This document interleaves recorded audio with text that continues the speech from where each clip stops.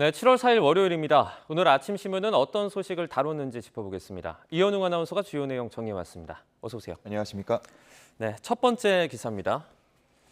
네, 윤석열 정부의 초대 내각이 아직까지는 완벽하게 자리를 잡지 못했습니다. 기사는 이 내용 어떻게 다루고 있죠? 네, 그렇습니다. 동아일보 기사 함께 보실 텐데요. 그동안 여러 의혹이 제기되면서 임명 여부에 관심이 모아진 후보자가 2명 있었죠. 네. 김승희 보건복지부 장관 후보자, 박순애 교육부 장관 후보자인데요.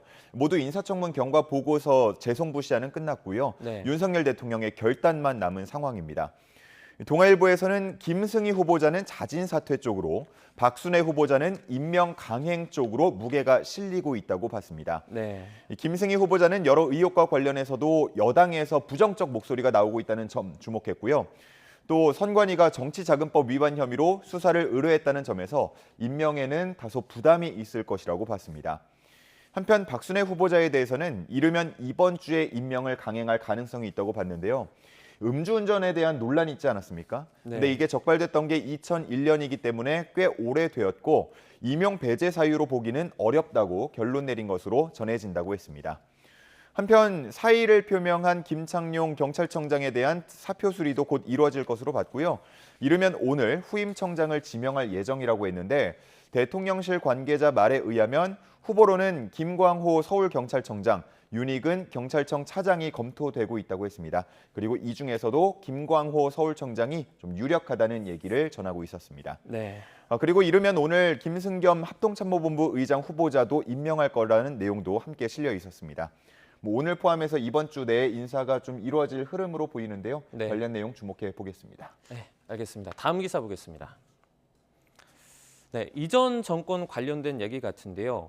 이 문재인 정부 청와대가 합참 의장을 소환 조사했다는 내용 같은데 어떤 내용입니까? 네, 2019년 7월에 있었던 일인데요. 네. 북한 한 선박이 동해 NLL을 넘어온 바 있고 군이 이를 납포해서 조사를 벌였습니다. 그런데 군 소식통에 의하면 당시 북한 선박 납포와 조사 문제로 청와대 민정비서관실이 합참 의장을 불러서 조사를 했다고 합니다. 네. 이 기사에서는 당시 청와대가 북한을 자극하는 상황을 막기 위해서 선박을 납포하지 말란 지시를 내렸을 걸로 추정을 하면서 군이 이 지시를 어긴 것에 대해서 합참 의장을 불러서 조사했다는 내용이었습니다.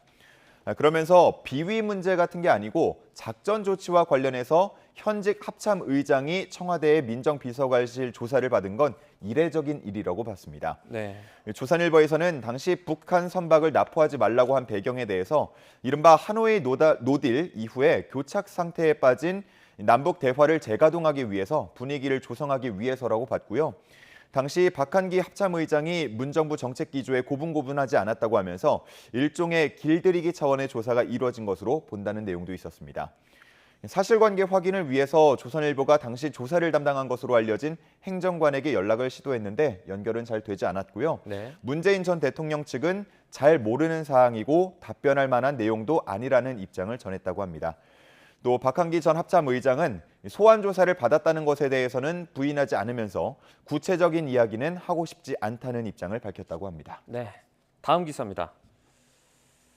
네, 중앙의 요 아래쪽이죠. 사진을 보면 지난 대선 때 문제가 됐던 그 소쿠리 투표 사진 같습니다. 어떤 내용 다뤘습니까? 네, 그렇습니다. 감사원이 오늘 중앙선관위에 감사관을 투입해서 예비감사에 들어갈 예정이라고 합니다. 네. 이번에는 특히 행정이나 회계감사뿐만 아니고 이 소쿠리 투표 논란 등 지난 대선과 관련한 직무감찰도 포함될 것으로 알려져서 일부 논란이 일고 있습니다.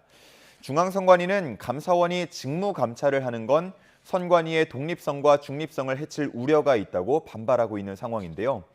이미 자체 선거감사 시스템을 갖추고 있고 또 지난 대선 때 논란에 대해서는 자체 TF를 꾸려서 개선 노력을 다했다는 입장을 밝혔습니다. 네. 하지만 감사원은 감사원법을 근거로 직무 감찰이 가능하다는 입장인데요.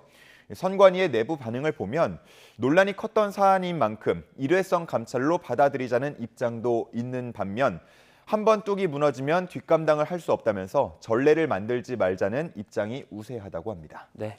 이제 감사원이 선관위의 직무감찰할 수 있냐 없냐 이 논란은 하루 이틀 된 얘기가 아닌데요. 정리가 좀 필요해 보입니다. 그렇습니다. 다음 기사는요.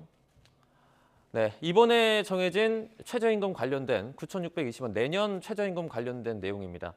지금 뭐 갑론을박이 아직까지도 이어지고 있죠. 네, 맞습니다. 제목에 써 있는 내용 보면요. 삼중고의 임금까지 이 내용은 소상공인들의 반응이고요. 네. 알바 더 줄어들라라는 걱정 어린 시선은 이 알바생들의 입장입니다. 그 아래 작은 제목을 보면은 승자 없는 최저임금 인상이라는 내용도 있었는데요. 네. 결국은 양측 모두 다 만족하지 못하고 있다는 내용 담고 있었습니다. 조금 더 구체적으로 보면요. 소상공인 입장에서는 최저임금이 인상되게 되면 기존 직원들의 급여도 연쇄적으로 올려줄 수밖에 없다고 하소연하는 입장이라고 합니다. 네. 코로나 기간 동안 대출을 끌었으면서 겨우 버텨냈는데 금리도 오르고 있고 또 물가도 비싸지고 있어서 뭐 그렇지 않아도 힘든 상황에서 인건비 부담까지 더해지게 됐다는 어려움을 호소하고 있었고요. 네. 한편 최저임금을 받고 일하는 알바생들은 5%라도 올라서 반가운 입장이지만 물가를 생각하면 아쉽다라는 반응을 내비쳤습니다. 하지만 소상공인의 어려움도 잘 알고 있기 때문에 노동 강도가 더 세지거나 알바 자리가 줄어들까 걱정하는 그런 반응도 있었습니다. 네. 참 내년 최저임금, 내년에도 이제 최저임금 그 다음에 논의가 시작되기 전까지는 물가가 조금 안정됐으면 좋겠습니다. 그렇습니다. 네, 다음 기사로 코로나19 관련된 내용도 살펴보도록 하겠습니다. 지금 이틀 연속 계속해서 10,000명 이상의 신규 확진자가 나오는 등 코로나 재유행 지금 관련된 얘기가 나오고 있는데요. 기사는 어떻게 다뤘습니까? 네, 신문 제목 보면요. 코로나 재유행 다가오나 윤 정부 첫 방역 시험 때라고 써 있습니다. 네. 어제 질병관리청 브리핑 내용을 보면요. 14주 연속 감소하던 일주일 평균 확진자 수가 증가세로 돌아섰다고 합니다. 거리두기가 없는 여름 휴가철을 앞두고 있기 때문에 재유행에 대한 우려는 그 어느 때보다 큰 상황인데요. 이번 재유행은 오미크론의 세부 계통인 BA5죠. 바이러스가 확산하고 있다는 점도 있고 또 백신이나 감염에 의한 면역 효과가 점차 떨어지고 있다는 점 등이 영향을 주고 있다고 합니다. 아마 시청자분들 중에서도 3차 접종 받으신 분 좀 시간이 많이 지났을 것 같은데 7월이 되면요. 10명 중에 6명 이상이 접종 효과가 떨어질 수 있다고 합니다. 네. 앞서도 이야기한 것처럼 지금 코로나가 아니더라도 서민들의 삶을 굉장히 답답하게 하는 요인들이 많은데요.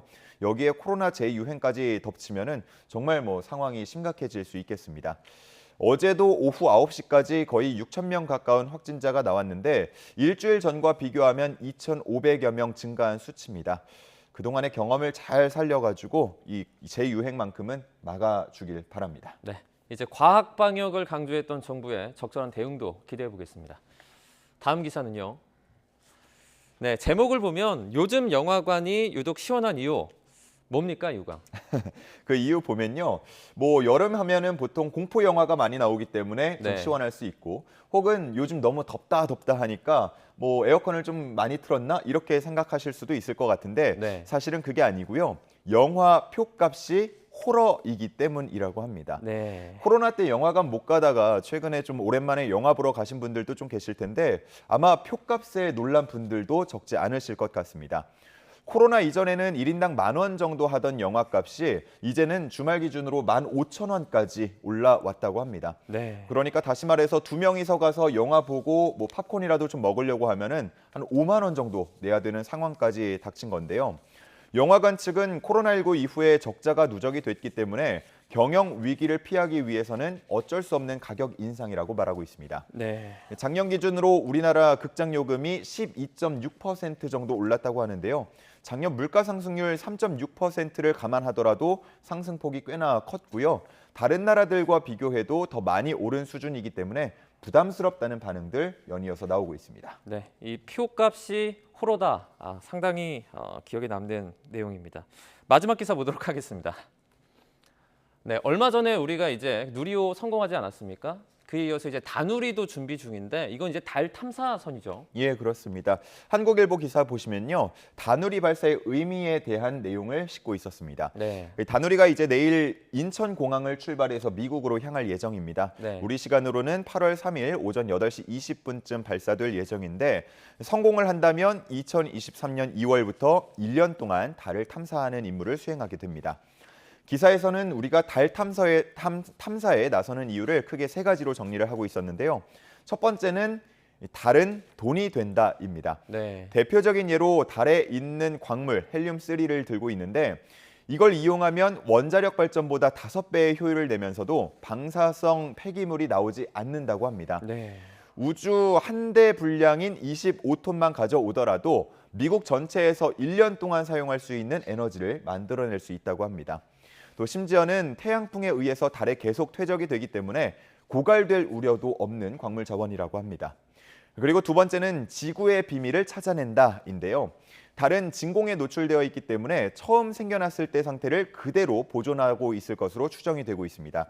그렇기 때문에 이를 분석하면 지구의 과거도 알 수 있을 거라는 기대감이 있습니다. 마지막은 우주 탐사의 전초기지로 활용할 수 있다는 건데 달은 중력이 낮기 때문에 훨씬 더 적은 연료로 우주로 나가는 게 가능해집니다. 네. 그래서 달의 유인기지 같은 기반을 만들어 둘 수만 있다면 나중에 우주 개발 시대가 열릴 때 훨씬 더 효율적일 수 있다고 봤습니다. 우리는 나사가 주도하고 있는 아르테미스 계획에 함께 참여하고 있는데요. 2025년 유인 우주선을 달에 착륙시킨다는 계획을 갖고 있습니다. 이번 다누리호에도 나사의 섀도우캠이 실려 있는데 이걸 통해서 유인 탐사 후보지를 찾아낼 전망입니다. 앞으로 한 달 정도 남았는데요. 꼭 성공하기를 바랍니다. 네, 누리호에 이어서 다누리호의 어떤 건승도 기대해 보겠습니다. 여기까지 듣겠습니다. 고맙습니다. 감사합니다.